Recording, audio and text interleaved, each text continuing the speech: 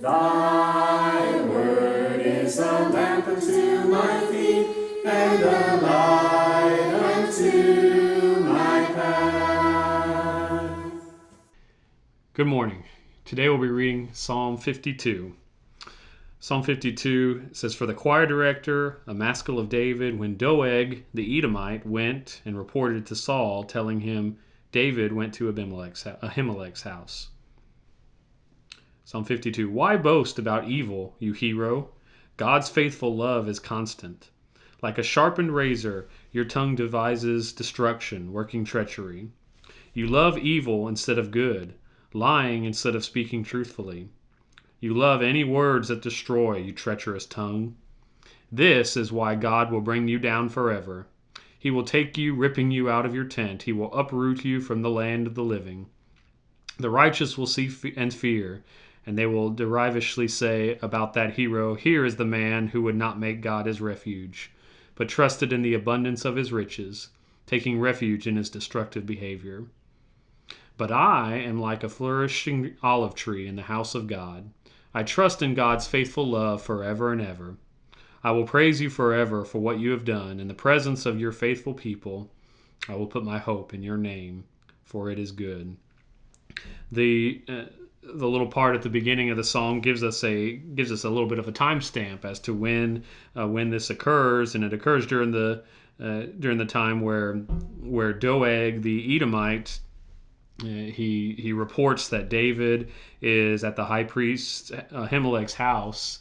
And if you remember that story from 1 Samuel 22, that Saul is chasing him, he's trying to get to David. David is given hospitality in the house of the priest. So when Saul comes looking for David, David flees. And Saul, in his anger, he orders Doeg, this Edomite. Well, he orders all his people to kill all of the priests of God, and none of them would do it. They would not lay their hand against the priests. So only one man, Doeg, this Gentile, this Edomite, was willing to do that. And I think that's who David is talking about here. I can imagine the anger and the how angry David would have been at Saul for allowing this to happen, but of course at Doeg, the person that did this for killing all of his friends, all of those holy priests, just in cold blood. It was a massacre. The entire city, I think, Doeg kills, not just the priests, but even their families as well. Just a terrible destruction. So you can imagine why David speaks in such harsh and strong language. He even mocks in a way whenever he says, like in verse 1, why boast about evil, you hero, or you mighty man. And I think he says the same thing in verse 6, so that hero or mighty man, some version might say. He's not telling him, he's not complimenting Doeg in any way. He's mocking him. Oh, you're a mighty man, you're a hero.